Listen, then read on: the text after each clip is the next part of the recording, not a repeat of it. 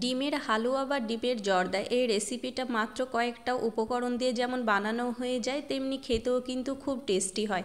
আজকে আমি বানাবো ডিমের জর্দা বা ডিমের হালুয়া এটাকে বলা যেতে পারে। খেতে কিন্তু ভীষণ টেস্টি হয়, আপনারা একবার হলে এভাবে বানিয়ে খেয়ে দেখবেন।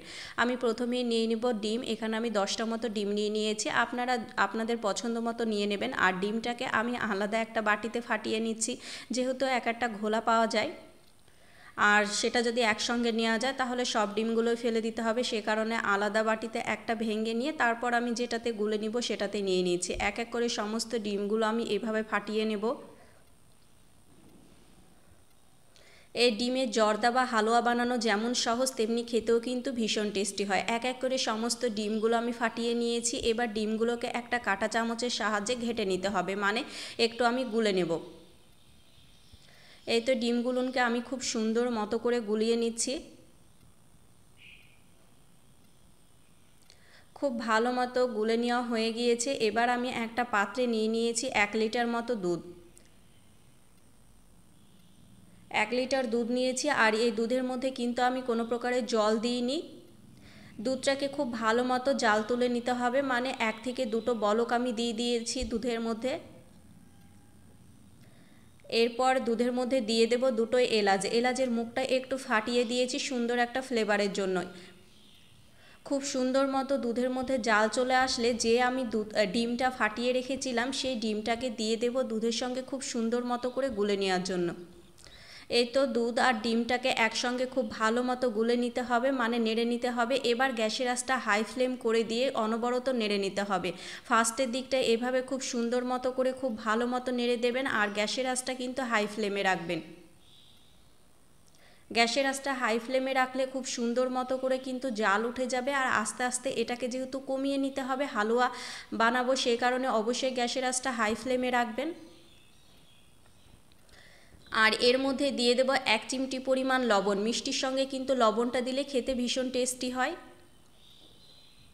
এবার দেখুন খুব ভালো মতো করে কিন্তু আমি মিশিয়ে নিচ্ছি সমস্ত কিছুকে। এই তো খুব সুন্দর মতো করে মেশানো হয়ে গিয়েছে আর দেখুন অনেকটাই কিন্তু কমে এসেছে। আমি এর মধ্যে দিয়ে দিয়েছিলাম 2টো তেজপাতা, ওটা স্কিপ হয়ে গিয়েছে, একদমই দেখানো হয়নি। তেজপাতা দিলেও ফ্লেভারটা খুব সুন্দর আসে। আর গ্যাসের আঁচটা হাই ফ্লেম রেখে দেখুন অনবরত কিন্তু আমি নেড়ে গিয়েছি আর অনেকটাই কমে এসেছে। যেহেতু এটা আমি ডিমের জর্দা বানাচ্ছি সেই কারণে সামান্য একটু ইয়েলো ফুড কালার দিয়ে দিলাম, মানে জর্দার যে কালারটা হয় সেটাই দিয়ে দিলাম। এটা একদমই অপশনাল, আপনারা চাইলে স্কিপ করতে পারেন, দিলে কালারটা দেখতে ভালো আসে। টেস্টের কোনো হেরফের হয় না, কিন্তু দেখতে ভালো লাগে।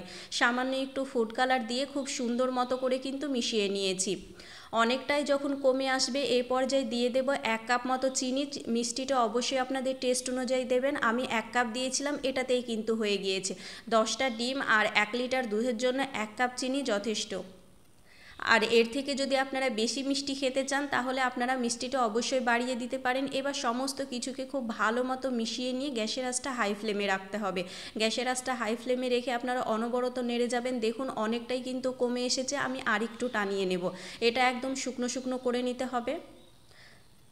অনেকটাই কিন্তু কমে এসেছে। এবার যে তেজপাতাগুলো দিয়েছিলাম সেগুলোর যেহেতু আর দরকার নেই, সেই কারণে এই পর্যায়ে আমি তুলে নিচ্ছি। আপনারা চাইলে রেখে দিতেও পারেন, তবে আমি তুলে নিয়েছিলাম। খুব ভালো মতো মিশিয়ে নিয়ে অনেকটাই কিন্তু শুকনো শুকনো হয়ে গিয়েছে। আমি এটাকে আর জাল দেব না, মানে টানিয়ে নেব না, যে নিচ দিয়ে লেগে যেতে পারে।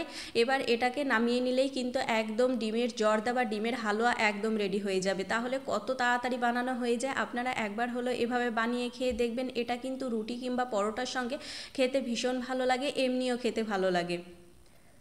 আমার জর্দা বা ডিমের হালুয়াটা একদম রেডি হয়ে গেছে। দেখুন দেখতে কতটা ইয়ামি লাগছে। বাড়িতে অবশ্যই একবার হলে বানিয়ে খেয়ে দেখবেন আর বাড়িতে বানালে আমাকে কমেন্ট করে জানাতে একদমই ভুলবেন না।